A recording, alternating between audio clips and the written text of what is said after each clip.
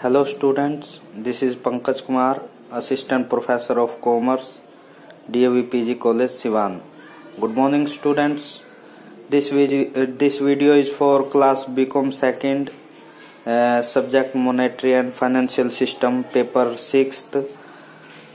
Today we will discuss about international organizations. International organisations में हम आज वर्ल्ड बैंक का जिक्र करेंगे. Firstly we have to know what do you mean by international organisations. International organisation देखो ऐसी organisations जो इंटरनेशनल लेवल पर कार्य करे उसको हम इंटरनेशनल ऑर्गेनाइजेशन बोलते हैं. इंटरनेशनल ऑर्गेनाइजेशन अपने सदस्य देशों को इंटरनेशनल लेवल पर सहायता प्रदान करने का कार्य करती है. जैसे वर्ल्ड बैंक हो गया, IMF हो गया, इंटरनेशनल मॉनेटरी फंड, और नाफ्टा, साफ्टा और बहुत सारे ऐसे ऑर्गेनाइजेशंस हैं जिसको हम इंटरनेशनल ऑर्गेनाइजेशन बोलते हैं. ये अपने मेंबर्स कंट्रीज को, जो इसके सदस्य देश हैं, वो उनको फाइनेंशियल असिस्टेंट और भी तरह से फैसिलिटीज प्रोवाइड करने का कार्य करती है, सहायता प्रदान करने का कार्य करती है. तो इस तरह की जो ऑर्गेनाइजेशंस है जो बड़े लेवल पर, इंटरनेशनल लेवल पर कार्य करती है, उसको हम इंटरनेशनल ऑर्गेनाइजेशंस बोलते हैं. जैसे IDA हो गया. IDA means international development association. IFCI हो गया, इंटरनेशनल फाइनेंस कॉरपोरेशन. तो इस तरह की ऑर्गेनाइजेशंस, मिगा, नाफ्टा, साफ्टा, तो ये इंटरनेशनल ऑर्गेनाइजेशंस हैं. तो इसी और इंटरनेशनल ऑर्गेनाइजेशंस में वर्ल्ड बैंक हमारा आज का टॉपिक है. Today we will discuss about World Bank. What do you mean by World Bank, what is World Bank, और इसके ऑब्जेक्टिव्स क्या हैं, इसकी अचीवमेंट्स क्या हैं, तो वो हम डिस्कस करेंगे आज के इस वीडियो में. तो स्टूडेंट्स, वर्ल्ड बैंक एक ऐसा इंटरनेशनल इंस्टीट्यूशन है जो अपने सदस्य देशों को लंबे समय के लिए फाइनेंशियल असिस्टेंट प्रोवाइड करता है. देखो कुछ कंट्रीज ने सेकेंड वर्ल्ड वॉर के बाद, क्योंकि वर्ल्ड वॉर से जो सेकेंड वर्ल्ड वॉर हुआ उसके बाद से बहुत सारी कंट्रीज ऐसी थी जिनकी इकोनॉमिक डेवलपमेंट बिल्कुल ही रुक गई, या समझ लो एक तरह से हम ये कह सकते हैं भाई वर्स्ट हो गई. तो उसको देखते हुए कुछ कंट्रीज ने ये सलाह की कि फाइनेंशियल कॉन्फ्रेंस को बुलाई जाए. तो कुछ कंट्रीज ने मिलकर फाइनेंशियल कॉन्फ्रेंस ब्रिटेन वुड में, जो हाम्पशायर का एक शहर है ब्रिटेन वुड, उसमें 1 जुलाई 1944 से लेकर 22 जुलाई 1944 तक फाइनेंशियल कॉन्फ्रेंस बुलाई गई, जिसको हम ब्रिटेन वुड एग्रीमेंट भी बोलते हैं. Britain would agreement 1944. ये जुलाई 1 से 22 जुलाई तक ये एग्रीमेंट, जो फाइनेंशियल कॉन्फ्रेंस थी, ये हुई. तो इसी के तहत 2 इंटरनेशनल ऑर्गेनाइजेशन की स्थापना की गई, जिसमें से पहला वर्ल्ड बैंक और दूसरा IMF था, इंटरनेशनल मॉनेटरी फंड. तो अब ये स्थापना हुई 1945 में, 1945 में, जबकि ब्रिटेन वुड एग्रीमेंट 1944 में 1 जुलाई से लेकर 22 जुलाई तक हुई, जिसका रिजल्ट क्या हुआ कि IMF और वर्ल्ड बैंक की स्थापना की गई 1945 में अंडर द एग्रीमेंट. क्या था? Britain would agreement 1944. Britain would agreement 1944 के तहत वर्ल्ड बैंक की स्थापना की गई, जिसका मेन पर्पज क्या था? वर्ल्ड बैंक का मेन पर्पज ये था कि जो डेवलपिंग कंट्री है उनको रिकंस्ट्रक्शन एंड डेवलपमेंट के लिए लंबे समय के लिए फाइनेंशियल असिस्टेंट प्रोवाइड की जाए. जबकि IMF का ऑब्जेक्टिव क्या था? IMF को स्टेब्लिश करने का ऑब्जेक्टिव ये था कि छोटे समय के लिए फाइनेंशियल असिस्टेंट दे, शॉर्ट टर्म लोन्स दिया जाए. किसके लिए? ताकि जो बैलेंस ऑफ पेमेंट में डिसइक्विलिब्रियम है उसको इक्वल करने का कार्य करे. तो ये अलग अलग पर्पज से बनाई गई, लेकिन दोनों के दोनों क्या थे, इंटरनेशनल ऑर्गेनाइजेशन। तो इसी में हम वर्ल्ड बैंक कर रहे हैं। देखो वर्ल्ड बैंक उस समय जब फाइनेंशियल कॉन्फ्रेंस हुई तो कुछ देशों को मिलाकर हुई, लेकिन अब इसके जो वर्ल्ड बैंक के मेंबर्स कंट्रीज हैं वो हैं 189 189। वर्ल्ड बैंक अब इन 189 कंट्रीज के लिए फाइनेंशियल असिस्टेंट प्रोवाइड करने का कार्य करता है लंबे समय के लिए, ताकि उनका रिकंस्ट्रक्शन और डेवलपमेंट हो सके। तो इसी तरीके से IMF के भी 189 मेंबर्स कंट्रीज है। IMF के बारे में हम बाद में जिक्र करेंगे, इससे अगली वीडियोस में हम IMF के बारे में पढ़ेंगे।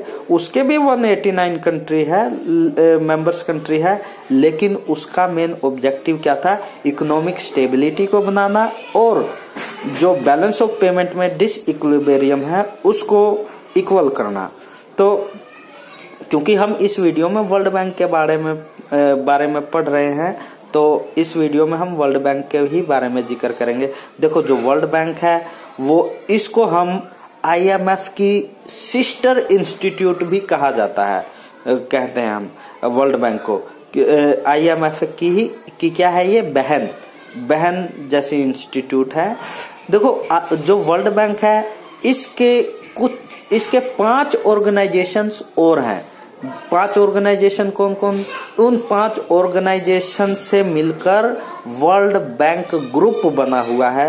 वो 5 ऑर्गेनाइजेशन कौन कौन सी है, जैसे पहला है IBRD। देखो वर्ल्ड बैंक को ही IBRD बोलते हैं। वर्ल्ड बैंक का एक इंस्टीट्यूशन है, ये अलग से ऑर्गेनाइजेशन है IBRD, international bank for reconstruction and development, IBRD। दूसरा ऑर्गेनाइजेशन वर्ल्ड बैंक का कौन सा, IDA, इंटरनेशनल डेवलपमेंट एसोसिएशन। तीसरा ऑर्गेनाइजेशन है IFC, international finance corporation, IFC। चौथा है MIGA, MIGA, MIGA, multilateral investment guarantee agency, MIGA इसको बोलते हैं हम। इसी तरीके से 5वां ऑर्गेनाइजेशन है ICSID, the international centre for settlement of investment dispute, ICSID, the international centre for settlement of investment dispute. तो ये 5 ऑर्गेनाइजेशंस है वर्ल्ड बैंक के अलग से, जिसको हम वर्ल्ड बैंक ग्रुप भी बोलते हैं। वर्ल्ड बैंक ग्रुप, ये 5 इसके ग्रुप हैं। तो इनका मेन पर्पज यही है कि long term financial assistant provide करना और जो इन्वेस्टमेंट डिस्प्यूट है उसको भी सेटलमेंट करना वर्ल्ड बैंक का एक कार्य है। तो इस तरीके से हम वर्ल्ड बैंक को डिफाइन कर सकते हैं। हम ये देखो वर्ल्ड बैंक का मीनिंग ये भी कह सकते हैं, the world bank is an inter government institution, एक इंटर गवर्नमेंट इंस्टीट्यूशन है जिसके सारे कैपिटल किसके पास है, उसके मेंबर्स कंट्रीज के पास है। जो उसके 189 मेंबर्स हैं उनके पास इसकी जो अपनी सारी कैपिटल है पार्ट में बटी हुई है। तो वर्ल्ड बैंक की सारी कैपिटल किसके पास है, जो उसकी मेंबर्स कंट्रीज हैं। हम ये कह सकते हैं the world bank is an inter governmental institution and corporate in form, it's capital is wholly owned by its member countries. जो इसकी कैपिटल है वो सारी की सारी कैपिटल किसके पास है, जो इसकी मेंबर्स कंट्रीज है उसके पास है। तो दोस्तों ये वर्ल्ड बैंक का हम मीनिंग इस तरीके से लिख सकते हैं, बहुत आसान है। ये एक इंटरनेशनल ऑर्गेनाइजेशन है और इसको जब आप लोग करेंगे अच्छा भी लगेगा कि वर्ल्ड बैंक क्या होता है, IMF क्या होता है। बहुत सारे क्वेश्चंस जब हम कंपटीशन की तैयारी करते हैं तो उसमें इस तरीके के क्वेश्चंस पूछे जाते हैं। तो अब हम इसके ऑब्जेक्टिव्स करेंगे students. Objectives of world bank के क्या क्या ऑब्जेक्टिव्स हैं। तो जैसे हमने मीनिंग में ही कर लिया कि फाइनेंशियल असिस्टेंट प्रोवाइड करता है, उसके बाद इन्वेस्टमेंट डिस्प्यूट्स को सेटल्ड करता है। तो इस तरह के ऑब्जेक्टिव्स को हम आसानी से, जब हमें मीनिंग आता हो किसी चीज का, तो आसानी से लिख सकते हैं।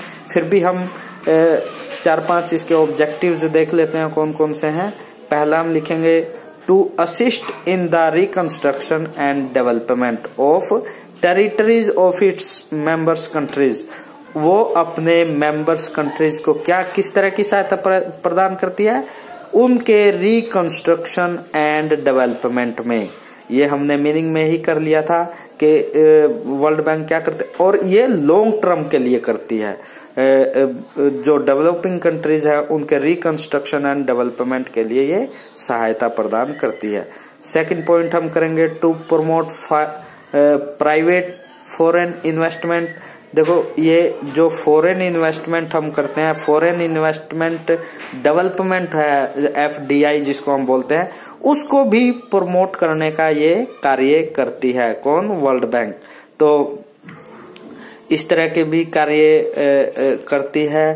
थर्ड पॉइंट हम लिखेंगे to promote the long range balance growth international trade. ये क्या करती है? ये जो बैलेंस ग्रोथ को भी प्रमोट करती है। लंबे समय के लिए जो बैलेंस ग्रोथ है उसको भी प्रमोट करने का कार्य वर्ल्ड बैंक करती है। लंबे समय के लिए फाइनेंशियल असिस्टेंस प्रोवाइड करती है इंटरनेशनल ट्रेड के लिए, ताकि वो इसका जो एक्सपोर्ट इंपोर्ट है इसमें बैलेंस बना रहे। इस तरह की भी फैसिलिटी प्रोवाइड करती, प्रमोट करती है। फोर्थ हम लिखेंगे to arrange the international loans. International loans के लिए भी अरेंजमेंट करती है अपने मेंबर्स कंट्रीज को। ये किसी तरह की लोन की दिक्कत नहीं आने देती। टर्म लोन बहुत सारे फैसिलिटी प्रोवाइड करती है, जैसे term loans, new loan scheme और जो ट्रेडिशनल लोन स्कीम, इस तरह की फैसिलिटीज वो अपने मेंबर्स कंट्रीज को प्रोवाइड करती रहती है वर्ल्ड बैंक। नेक्स्ट पॉइंट हम लिखेंगे to control volatility in the net income and overall loan changes. ये जो नेट इनकम में वेरिएबिलिटी आती है, इस तरह की वेरिएबिलिटी को भी एक्सक्लूड करने का काम, वेरिएबिलिटी किस में आएगी? नेट इनकम में जो वेरिएबिलिटी आती है इसको एक्सक्लूड करने का काम भी वर्ल्ड बैंक करती है। या जो लोन चेंजेस है उसको भी कंट्रोल करने का काम वर्ल्ड बैंक करती है। किसके लिए? अपने मेंबर्स कंट्रीज के लिए। तो नेक्स्ट पॉइंट हम लिखेंगे students to make sure availability of fund in the market. इस तरह की भी फैसिलिटी को ध्यान में रखती है कि क्या मार्केट में लोन अवेलेबल है या नहीं है। जो काम RBI करती है, ठीक उसी तरीके से काम वर्ल्ड बैंक भी करती है। ये देखती है कि क्या मार्केट में लोगों को पैसा आसानी से मिल रहा है कि नहीं, देश को पैसा आसानी से मिल रहा है कि नहीं, लोन वाला पैसा अवेलेबल है भी या नहीं। इस तरह की भी फैसिलिटी वर्ल्ड बैंक करती है। इस तरह की जो विजिबिलिटी है वो करती रहती है वर्ल्ड बैंक। नेक्स्ट पॉइंट हम लिखेंगे to provide the funds of at the lowest possible cost to the borrowers. ये क्या करती है? देखो, ये अपने बोरोवर्स को जितना कम हो सके उतने कम इंटरेस्ट पर लोन प्रोवाइड करने का कार्य करती है। जो कॉस्ट होती है, लोन की कॉस्ट क्या होगी? उसका इंटरेस्ट जो मेंबर कंट्री पे करेगी वर्ल्ड बैंक को, तो कम से कम कॉस्ट पर लोन प्रोवाइड करने का भी कार्य वर्ल्ड बैंक अपने मेंबर्स कंट्रीज को करती है। तो इस तरीके से हम ये भी कह सकते हैं भाई इन्वेस्टमेंट जो डिस्प्यूट्स है, नेक्स्ट पॉइंट हम ये लिख सकते हैं भाई जो इन्वेस्टमेंट डिस्प्यूट है उसको भी सेटलमेंट करने का कार्य करती है। हालांकि ये कार्य कौन करता है? ICSID। क्या हमने पढ़ा था अभी? हमने जो इसका 5th जो ऑर्गेनाइजेशन था, the international centre for settlement of investment dispute, ये कार्य क्या करता है? इन्वेस्टमेंट डिस्प्यूट जो होता है उसको सेटल करने का कार्य करता है। तो ये भी एक तरह से वर्ल्ड बैंक का एक ग्रुप है। तो हम ये कह सकते हैं भाई वर्ल्ड बैंक क्या कार्य करती है? जो इन्वेस्टमेंट डिस्प्यूट्स हैं, जो अभी हमने थर्ड जो ऑब्जेक्टिव पढ़ा, प्रमोट प्राइवेट फॉरेन इन्वेस्टमेंट, इसमें अगर कोई डिस्प्यूट हो जाता है तो उसको सेटल करने का भी कार्य वर्ल्ड बैंक करती है।